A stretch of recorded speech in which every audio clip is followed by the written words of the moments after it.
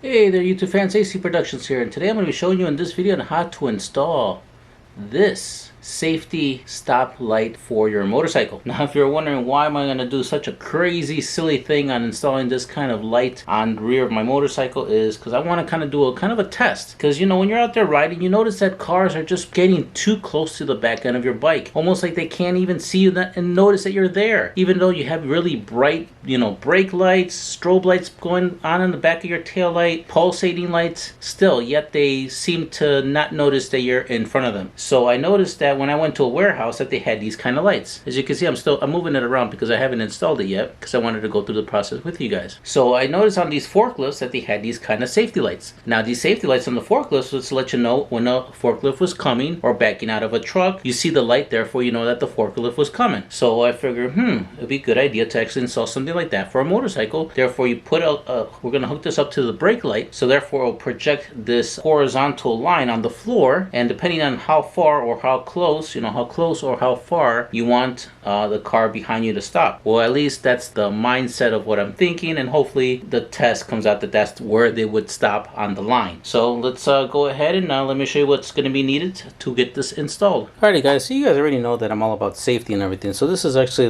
the light. I got this from Amazon. I'll have a link in the description below of pretty much a link directly to this particular light. But actually they actually have a better one that's more compact and more flat, so I'll have a link for that one as well. But for now I'm going to be using this one and installing this one on the bike. We're going to make a custom bracket that's actually going to go these 2 points. There's a screw hole here and a screw hole here, and we're going to be using a metal aluminum piece that looks like this. Now these are typically found with I would say mini projector headlights. So if you ever order mini projector headlights, they would normally come with these, or if you get an HID, old HID system, they'll come with this kind of aluminum. If you don't purchase any of those, you could always find sheets of aluminum at local hardware shop or stores. There they should have probably a 12 by 12 sheet of aluminum that you could also use. If you do get that, you're going to actually have to cut it to size to make this work. Luckily I was able to find something similar like this would actually work for this project. Alright, so let's get started. Let me show you the location where I'm going to be installing this particular light. Alright, so the location where I'm going to be installing this light is, if you look underneath my fender eliminator, I actually got this mounts right over here. It's kind of hard to see as I don't have any lights. You somewhat could see it right over here. You can see that right there. Alright, so I do have, alright, that's as bright as I was able to get it on the camera.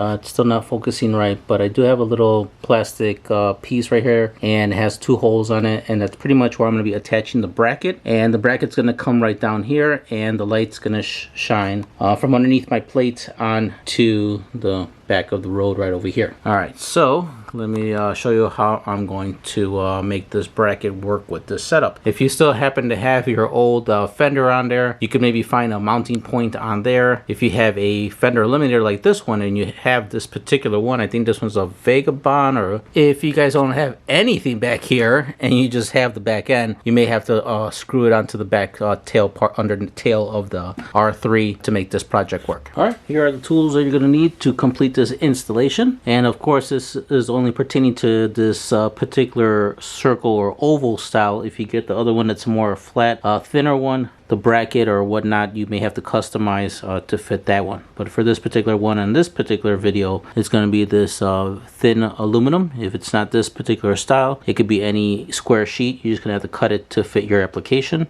2 screws to mount it onto the back of the license plate frame. Really strong scissors to cut the aluminum, or you know, some snips, cut the aluminum, pliers. For this particular application, it's going to be a 2.5 millimeter Allen key, and a 5 millimeter Allen key for the bolts that are behind this particular light. Alright, so let's get started on installing the light onto the plate frame. Also, before I forget, we're going to need a couple of these posi taps, which are going to help with the wiring of the safety light to the brake light. Alrighty guys, you're going to have to excuse my current mess at the moment. My main workstation table is being occupied by a lot of, so I made a small little table to work on to show you about this project. Alright, so this one, like I said, it's just like an oval shaped one safety light, and it has 2 screws, but it seems like the screw hole is actually in pretty good shape that it's actually able to support this screw. You see it's kind of broken right there, and there's probably some other parts missing. That's why therefore we're making our own bracket. All right, so I'm going to take out that screw for now, and then I'm going to go ahead and remove that screw that's behind there. All right, so I'm going to go ahead and remove that, and then I'll show you what to do. Alrighty guys, hopefully you guys could kind of hear, still hear me pretty well. I do have the fan on. It is getting a little hot here in the garage. So next, we're going to go ahead and grab our bracket right here. And as you can see, it actually tapers towards the bottom here, which is perfect because it should fit into this hole. If not, we're going to have to make an adjustment. And as you can see, we do have to make an adjustment. So I'm going to go ahead and trim a little bit of the sides of this bracket to allow it to actually sit a little bit more right up in there. So I don't have to trim that much, but just a little bit, just enough to actually get it to slide in there to get the screw and tighten this piece in there. So I'm going to go ahead and do that, and then I'll show you what to do next. Okay, as you can see, I trimmed just a little bit, not too much off the sides. You could see that from distance. All right, so let's go ahead and see if it's actually going to fit on there. And as you can see, it's just enough. I don't want to trim too much to actually get the screw on there. So I'm going to go ahead and put the screw in there, and then we'll see how it looks. So it's actually fitting on there pretty well. Now I just noticed that it does wiggle a little bit. I think because the hole actually is bigger than the screw. So I may have put a couple of spacers in there, or I may just take it a step further and put a lot of JB weld in this little groove here to kind of like really give it some security. If I just put it on there like that, and then I'll put the JB weld or put a couple of spacers in there to really secure it. Well, anyway, after that, now we're going to go ahead and we're going to actually bend the bracket down to cover that hole right over here. And I didn't realize that we're going to cover the hole. We need to make a hole. So besides the tools that we already had showed you, you're going to need a drill bit to drill a hole. So I'm going to go ahead and grab my drill piece or my drill bits and see which drill bit will be the same as this hole over here. Alright, so the drill bit we're going to be using is going to be this one. It's going to be a 564 drill bit, and this should give us just enough to make the hole, but not make the hole on the bracket too big, because we don't want the screw to just be slopping around. Alright, so just gonna grab this, press it against here, so we could focus out a little bit. Also, don't forget to get some thread lock to put onto the screws, because you definitely want those screws to be in there tight. Alright, so I'm just gonna go ahead and press down on the bracket once I get it on there securely, and then I'm just gonna press down on it to kind of just cover the hole like that. The aluminum should be very flexible, where you could just bend it. You don't have to put that much force on it. So now that I got that on there, I'm gonna go ahead and kind of eyeball it of where the screw hole is going to be. I'm gonna go ahead and drill my hole, and then we're gonna put the screw inside. Okay, so next, now that we have the hole already drilled, as you could see right there, I'm gonna go ahead and grab our screw. Gonna put a little bit of thread lock on the screw, because we definitely don't want the screws to be vibrating off. A little bit of thread lock, doesn't have to be that much. Okay, so now it's gonna go ahead and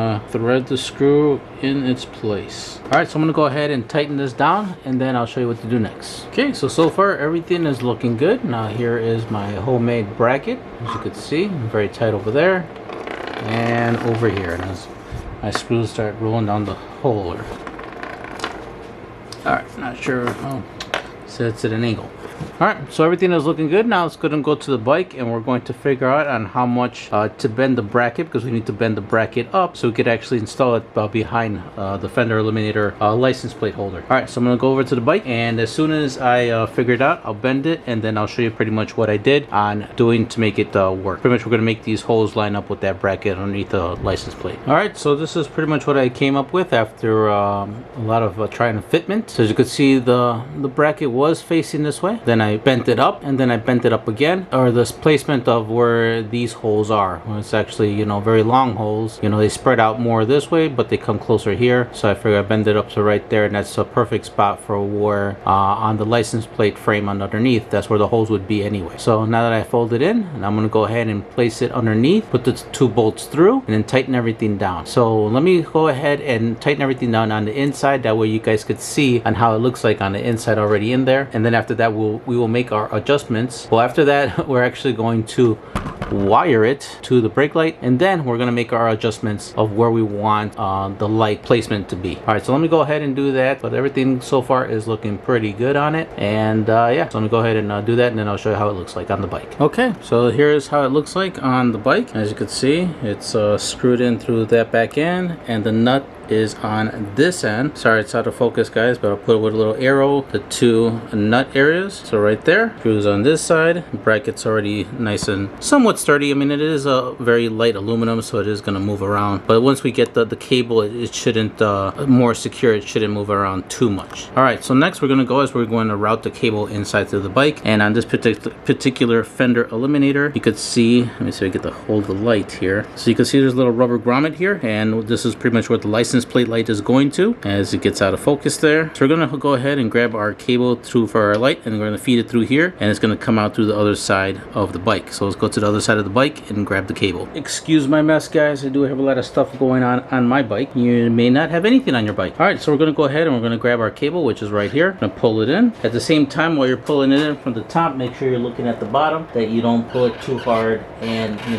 don't pull it too hard pretty much, and get it off of alignment. All right, so we're just going to push it back just a little bit because we do still need to make our adjustments on the light, on pretty much on the angle and how far we want the light or the line to be on the floor. But all right, so here is our cable. We should have enough cable to get to the brake light, which the brake light is located here in the back. Just follow your tail light cables, which are right over here. So we're going to go ahead and we're going to tap into our brake light cable only, not the tail light, because the tail light is always on. It's going to be the brake light cable because that one only turns on when you hit the brakes. All right, so let me go ahead and look for that cable so I can show you which one to tap into. All right, here's your tail light obviously over here. There's obviously cables connected to your tail light. Follow through here. Over here is a very tight area, so you're not going to be able to really get into it from there. Just follow it, and it comes out through here. This is a more accessible area right over here. All right, so I'm going to go ahead and zoom in, and you're going to splice, cut open the covering that it has on the cables itself. Focus better. Okay, so we're going to attach the positive cable to this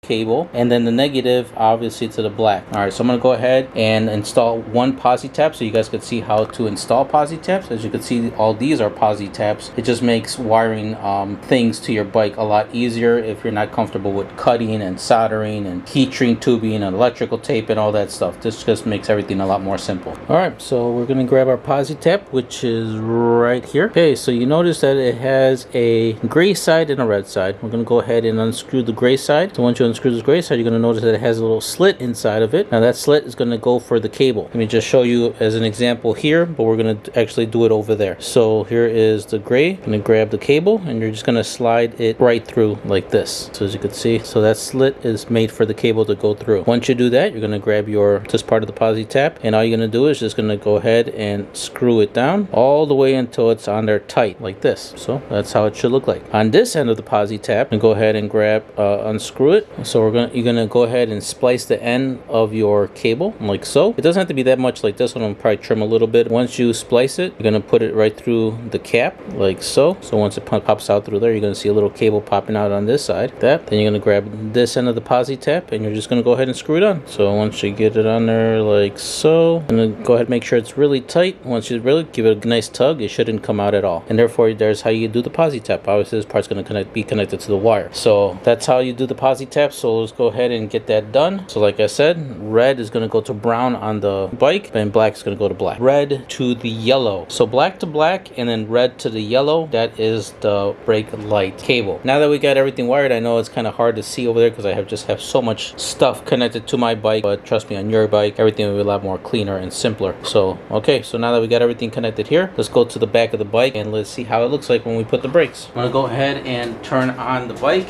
and I'm going to hit the brakes, and the light should come on. And as you can see, there is the light right here. It's actually on. My hand on it, you can see it actually lights up, along with my very annoying pulsating brake lights that I did on a different time. All right, so now that we got everything working good, we're gonna go ahead and we're gonna go out to the alleyway, and we're gonna go ahead and we're gonna kind of get the bike in a proper position, and then we're gonna go ahead and adjust by moving the light back and up or whatever we need to do to give us that line that we want in a specific area. So I'm going to go ahead and get the bike ready, and then I'll show you how to adjust it. Alrighty guys, now we're over here in the alley. Now as you can see, I got my bike right over here, and I got my car right over here. So now it's up to you on the distance what you would feel comfortable and where you would want a car to stop at. So for me, I would say this is a pretty decent amount of distance. I would say probably like an average distance. So I'm going to go ahead and turn on the bike and then put the light on, and then you're going to see exactly where the line is at. I didn't adjust it too much yet. And as you can see, it's actually lighting the whole front end of the car. So I'm gonna go ahead and I'm gonna do some adjustments, and you do the same. It's just pretty much holding down the brake lever and then adjusting the beam of light to kind of just hit the not the bumper of the car, but the floor, so that the car, when they're coming up to, they could actually stop on that line. So if I were to put the tripod here, all right, so I got the tripod here. I'm gonna go ahead and turn on the bike. Alright, so I'm going to go ahead and press the front lever brake. As you can see, the line, and you can see my pulsating light, which is getting annoying for this video, but no way for me to turn that off right now. So I'm just going to go ahead and adjust the light. As you can see, I have it's like kind of right here on the front part of the car, a little bit on the slant. So I'm just going to grab it and bring it down, at the same time try to adjust it so it's actually straight. And as you can see, there's the line right there. So I'm just going to keep on bending the metal, or bending the bracket that we made. At this point, like I said, just take your time on adjusting it. So that's what I'm going to do.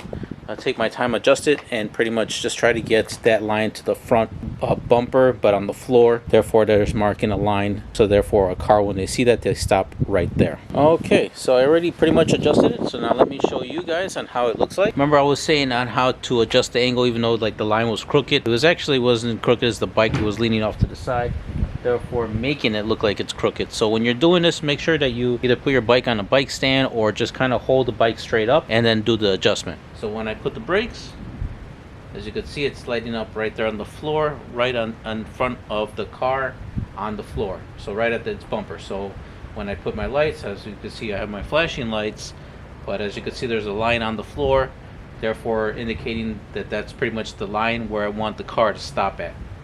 So I'm going to go ahead and turn on the bike, and as you can see, there is no cars behind. Okay, well, obviously that's the license plate light, and when I hit the brakes, bam, you can see that big bright line on the floor indicating that that's how far I want the car to stop. I'm going to go ahead and put the bike upright and then put the brakes, and then you can see that the line is a little bit more straighter. Alright, so now that the bike is a little bit more on the upright, hit the light, and there you go, right there. So again, you adjust on where you want your light to be at. Again, I would say that's a pretty good distance. I may adjust it as I ride on where I would like, cars to stop. So as of right now, I would say probably right there is decent. They'll see the light and they'll hopefully stop at that line. And again, the light only comes on when you hit the brakes. So like I said, this is how it looks like. I have yet to test it out on the road to make sure, to see kind of how people pretty much will react seeing a light on the floor coming from a bike, to indicate on where I pretty much want them to stop, and not to stop so damn close to my bike. This is how it looks. And then if you were to kind of look from the back, you'll see that it's kind of hidden. As you can see, you can't even tell that there's a little light underneath besides the tail light. If you were to look underneath, you can't still see it unless you really look underneath the bike in this position. Then you could see that there is a light right there, but for the most part it's actually hidden from plain view, so when people look, they can't really see where the light's coming from, which is a good thing. And there you go. Without the annoying flashing light, it actually looks a little better.